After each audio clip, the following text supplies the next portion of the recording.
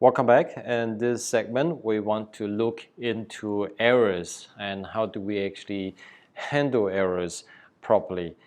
There are at least two distinguishable kinds of errors. You have syntax errors and you have exceptions. So let's look at them one by one. This part is a little bit more on the theory side, so bear with me. Syntax errors, also known as parsing errors, are perhaps the most common kind when you actually make use of Python. So here's an example. These codes are written incorrectly, so that's why you get this syntax error, which a great explanation, invalid syntax. Wonderful. But there's some don't mock it, it's still very useful. The parser repeats the offending line and display a little error. Notice there's this little error here just in case. It's actually a caret pointing the earliest point in the line where the error was detected.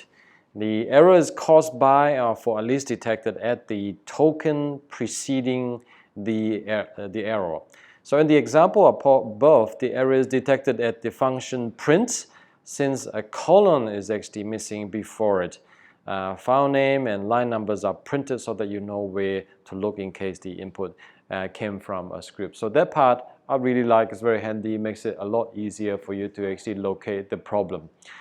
The next kind of errors is called exceptions. Even if a statement or expression is syntactically correct, meaning you write everything very Pythonic, it may still cause an error when an attempt is made to execute it. Errors detected during execution are called exceptions and are not unconditionally fatal.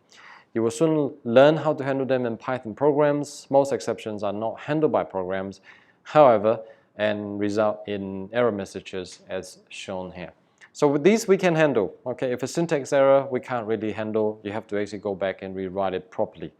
So obviously, what you have here is that it's basically using Python as a calculator, but it's a number divided by 0. And I'm sure if you learn it from high school that anything divided by 0 is undefined. So you're going to get an error. And that's what it says here, 0 division error, because it's a division by 0. Alternatively, you might have something 4 plus. Well, we haven't defined what is spam. Again, you're going to get an error. Well, the name spam is not defined, or you're trying to add string to a number. Okay, again, must be string, not integer.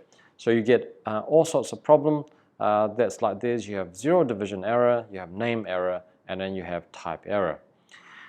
Okay, so the last line of the error message indicates what happened. So that's what this last line is. Exceptions come in different types, and the type is printed as part of the message. The types in the example that I've given in this tree is you have 0 division error, name error, and type error.